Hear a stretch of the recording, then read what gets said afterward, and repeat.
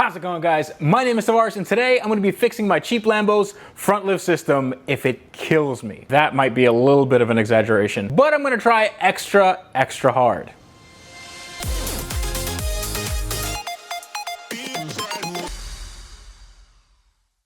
So if you guys are new to the channel, thank you so much for watching. Hope you guys like it. And if you like what you see, consider subscribing. This thing behind me is my 2008 Lamborghini Gallardo Spider, and it recently did a dyno day where it did this. Today, I'm gonna fix a problem that's been bugging me for a little while, actually more than a little while, and it has to do with the expensive and complicated front lift system on this car. And as always, I'm gonna be doing it cheaply, but I'm gonna be doing it right. Actually, speaking of things done right and cheap, gives me a great opportunity to introduce today's sponsor, Honey. So if you guys are like me and you spend a lot of time ordering parts for a project like this, it is really important to find the best deals you can to save as much money as you can so you can use that saved money on more car parts. It's a vicious cycle. Thankfully, Honey is a free browser extension that automatically finds the best coupon codes on the internet. So you'll always get the best possible deal on anything you're buying. It just takes 2 clicks to install, it is totally free, and it saves you money, which is exactly what you need when you have a project car intent on setting your wallet on fire. You can get Honey for free by clicking the link in the description or go to joinhoney.com/Tavarish. That is 2 words, joinhoney.com/Tavarish. Okay, I've turned the camera around because we're about to do some wiring work. It's gonna get finicky, it's gonna get tight, and it might get a little bit sweaty. But before we do anything in there, I want to talk to you about this system in particular. The front lift is a hydraulic system. It's fed by the power steering pump back there. There are solenoids somewhere thereabouts, and they pump hydraulic fluid at high pressure into these little bellows. I'm not sure if you can see them, likely not, but actually, yeah, you can, right there. There's little bellows there on the actual strut, and they go up and down. At least that's the idea. The way it's set up in this car is that one press of this button raises the car up, and another press of the button, another press of the same button, lowers the car down. Unfortunately, when I wired this up to my Cyvex ECU, it didn't have that functionality because there was supposed to be some kind of memory built in. Well, there is some kind of memory built in to this button, but it doesn't transfer over to an aftermarket solution. A few people have told me maybe I could just use this blank button right here. I don't want to do that, mainly because this button actually underneath, it takes up a lot of space and I wouldn't be able to fit another one. And also, I want to retain the stock functionality. So I've actually devised a cunning plot to get this functionality back. And when I mean me, I mean my viewers, because I wouldn't have thought of this on my own. So in the previous video about this issue, I actually came up with a solution that I thought would work. Basically, I could program the ECU to recognize when I press the button, since it is a momentary switch. I would hold the button down, the car would go up, and the second I release the button, the car would go down. I thought that this would be a good solution because I'd only need this for when I go over speed bumps, but it introduced an issue because if I'm going over speed bumps, I'm basically only having one hand on the wheel, which is not really good, especially because this car, well, it needs your full attention. So, a few of you have actually told me that there is a better solution, and wouldn't you know it, you guys are 100% absolutely correct. Yeah, I was wrong. I thought that I was doing the best I could, but apparently there is a really good solution, and that solution is this. This is a PAC-TR7. This is a universal trigger output module, and what it does is it has a lot of cool little features, one of which will enable that to work as intended. Because what this is essentially is, well, one of its functions is that of a latching relay. So what a latching relay does is it allows a button like this. Let's say that this isn't a toggle switch, but an actual button, a momentary switch. If I press this button once, it does a thing. If I press it again, the latching switch will allow it to do the reverse of said thing. So that's exactly what we're going to use this for.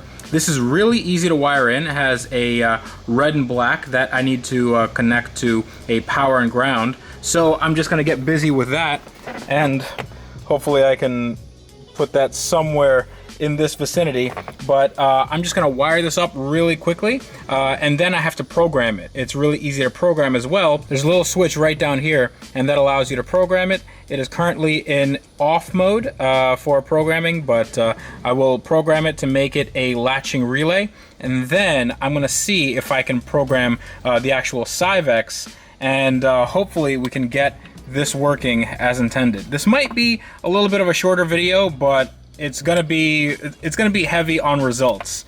Oh, I can't wait.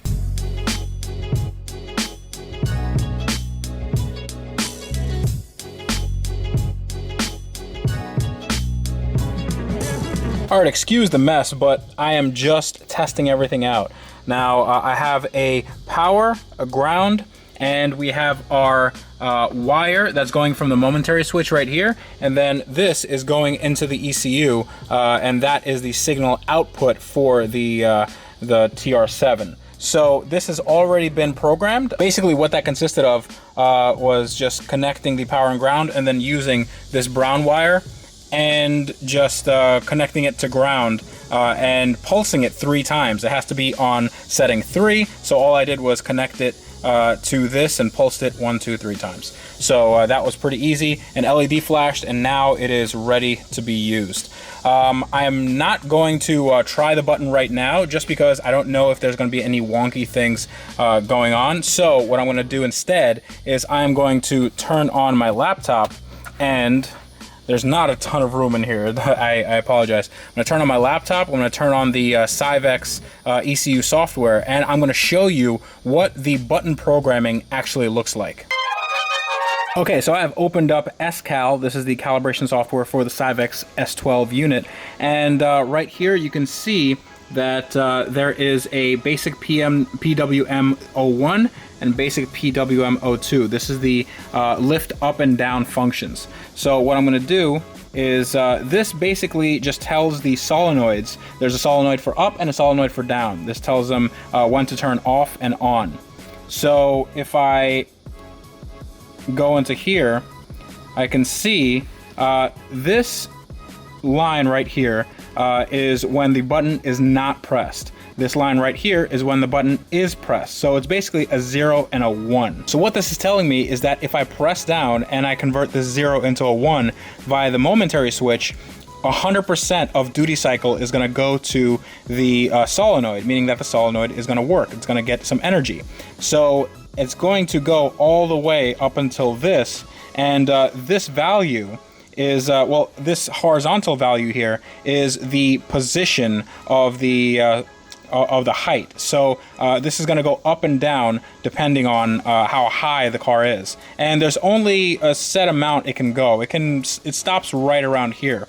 So you don't want the button also keeping the solenoid open, because that's going to overload the front lift system. I want to make sure that even though it thinks the button is pressed down still, I want the solenoid to be closed at a certain event.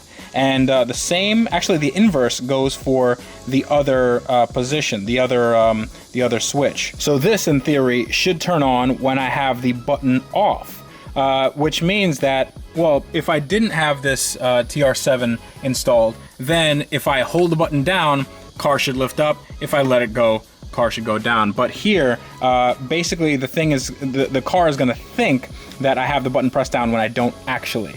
So we are going to test this, and we need to turn on the car. Also, cold start.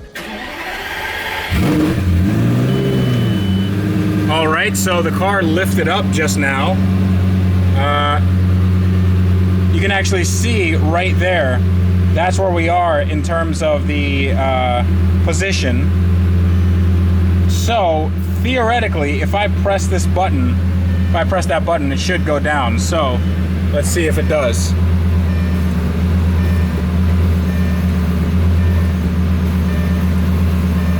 Okay, there we go. All right, so I pressed the button once and it went down. If I press it again, does it go up? All right. I'm gonna give you a better look. I'm pretty sweaty. All right, you should be able to see the car go up and down. All I'm gonna do is press the button once. All right, it's going up and it's stopping. And if I press the button once more, it goes down and it stops. Oh, this is so good. This is so good. So you can see right here that the position is, well, it's not getting 100%. This would be 100% duty cycle, so it's not opening up the solenoid. But if I press the button and it goes up, see, this goes up here. That's the position. And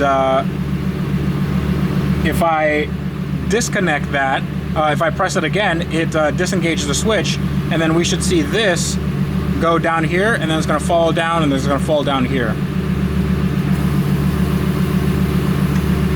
Oh yeah, that is perfect. So we have 100% OEM functionality, and all we have to do is just clean up some wires. But this was a really, really cheap fix. This, actually, let me turn off the car. I'm getting a little fume dizzy.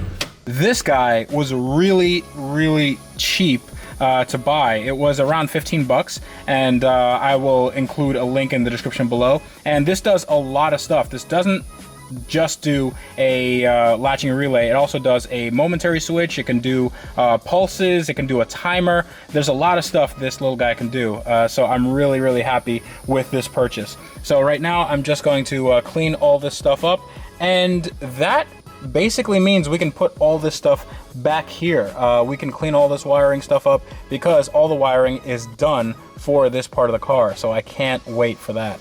Well, it's not that I can't wait for that. It's just I'm going to do this off camera because wiring work never really looks good. So I think I'm going to leave that there. One thing I really do have to worry about is the car running well, because the car, you heard it, it runs okay, but if I revved it, it would immediately just die. It would rev to around 3 grand and then just die if I let off the gas. So I have to figure that out, and I think I'm gonna try to do a little bit of tuning myself here at my house. So I might be doing a live stream tomorrow. But if stuff doesn't work out, then I will just do a regular video on that. So stay tuned for that.